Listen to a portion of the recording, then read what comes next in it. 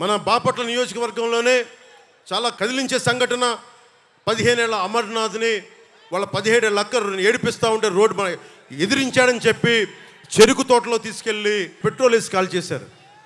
ఈ రోజున జగన్ రాయి పడింది జగన్కి గాయమైతే రాష్ట్రానికి గాయమైందని మాట్లాడుతూ ఉన్నారు. 15 ఏళ్ల అమర్నాథ్ అడ్డంగా కాల్ చేస్తే 15 ఏళ్ల అమర్నాథ్ నిర్దాక్షిణ్యమైన పసిబిడ్డ చెరుకు తోటలో తీసుకెళ్ళి కాల్ చేస్తే రాష్ట్రానికి గాయం అవ్వాలా. 30,000 మంది ఆడపిల్లలు అదృష్టమైతే రాష్ట్రానికి గాయం అవ్వాలా. గాయం అయ్యిందంట. గాయం అదేంటి చిత్రమో పాపం. ఎప్పుడు ఎలక్షన్లు రాగానే ఆయనకి ఏదో ఒక గాయం జరుగుతుంది. కరెక్ట్గా ఎలక్షన్ ముందే ఎవరో ఒకరు చచ్చిపోవడం లేదా చంపేయడం.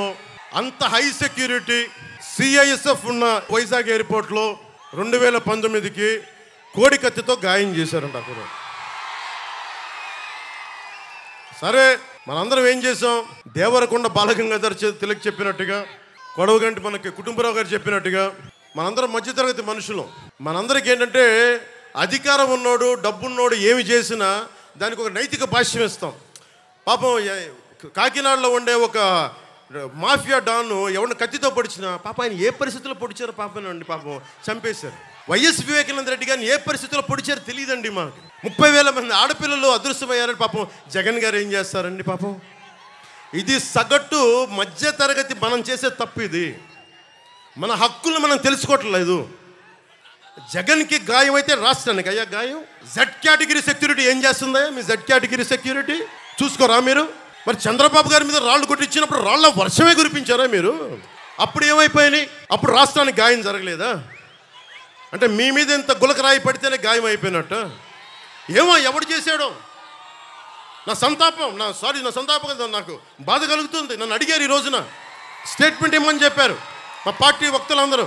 సార్ జగన్ గారికి ఇలా దెబ్బ తగిలింది అంటే నన్ను ఏం చేయమంటారన్న. ఆయనకి కొంచెం మీరు త్వరగా కోలుకోవాలని ఇవ్వంటే ఏమో అది నిజమో అబద్ధమో నాకేం తెలుసు. అతనే ఇలా టప్పుని కొట్టేసుకున్నాడేమో ఎవరికి తెలుసు? తెలియదు కదా.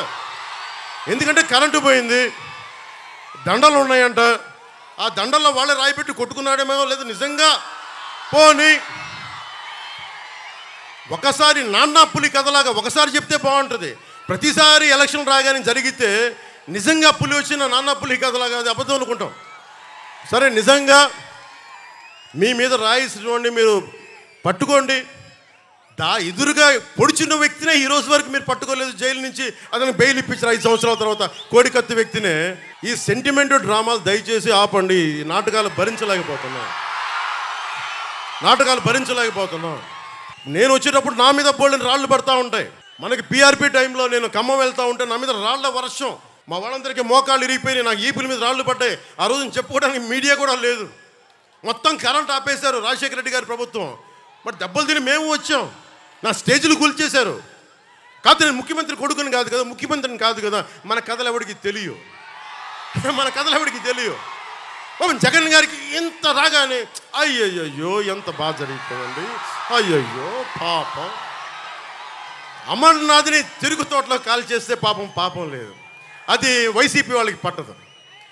రేపల్లెలో ఒక ఆడపడుచుని దారుణంగా భర్త ముందు మానాన్ని పాడు చేస్తే పాపం దొంగతనం చేయడానికి వచ్చారండి. అలా అనుకోలేదండి. దొంగలని దుర్మార్గులు వెనకేసుకొచ్చే మనుషులు. జగన్ గారితో ఇంత పడగానే నాకు నిజంగా అనిపించింది, జెడ్ కేటగిరీ సెక్యూరిటీ మీరందరూ ఏమయ్యారయ్యా? పోలీస్ అధికారులు ఏమయ్యారు? డీజీపీ గారు ఏమైపోయారు? ఇంటెలిజెన్స్ ఆఫీసర్ గారు ఏమైపోయారు మీరంతా? అందరినీ దాడి చేసే వ్యక్తి అతని మీద దాడి చేయడానికి ఎవడన్నా సాహసిస్తాడా? మీకు ఎంతసేపు పట్టుకోవడానికి? రేపొద్దున ఎవడన్నా పట్టుకుని కూడా వాళ్ళు ప్రేరేపించారు, వీళ్ళు మీ వాడే చేశాడేమో. 2019లో మీ కూర్చోబెట్టి కోడికత్తి కోసం జగన్ గారు సీఎం అవ్వాలని డ్రామా ఆడటానికి నేనే పొడిచానని ఆ అబ్బాయి చెప్పాడు.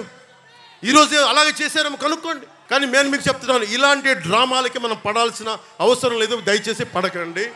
నిర్ద్వందంగా దాన్ని తీసి పక్కన పెట్టండి. అరే ఇద్దరు చెల్లెళ్ళు, సొంత చెల్లెళ్ళు అరే మా నాన్నగారిని చంపేశారు, మా చిన్నాయని చంపేశాడంటే అడ్డగోలుగా బద్దలు కొట్టి కత్తితో పొడిచి పొడిచి పొడిచి చంపితే అందరూ గుండి పొడిచి పడిపోయాడండి, గుండి పొడిచి పడిపోయండి. వీళ్ళ కథలు మనం ఎలా నమ్ముతాం? వివేకానంద రెడ్డి గారు అమ్మాయి సునీత గారు వైరాలజిస్ట్, ఆవిడ అమెరికాలో చదువుకున్న వ్యక్తి. నా తండ్రిని చంపేశారు, నా తండ్రిని చంపారంటే ఒక్క పోలీస్ అధికారి దాని మీద మాట్లాడు. CBI central bureau of investigation వస్తే కడపలో కోర్టులోకి వెళ్ళనివ్వరు వాళ్ళని. ఇంత దారుణంగా ఉంటే మనందరం కూర్చొని చేతులు ముడుచు కూర్చున్నాం. మనందరం, మనకు పౌరుషం చచ్చిపోయింది, మనందరికి చచ్చిపోయింది.